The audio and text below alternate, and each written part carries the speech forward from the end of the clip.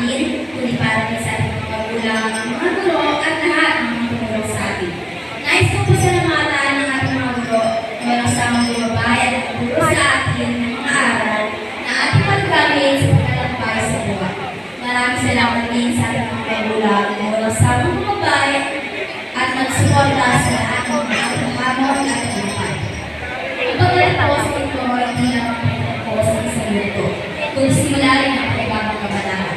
Bilang kabataan, tayo ang pinagmayang pag-asa ng bayan na sa ating mga kamay ng salalay ang hinaharap ng ating bansa.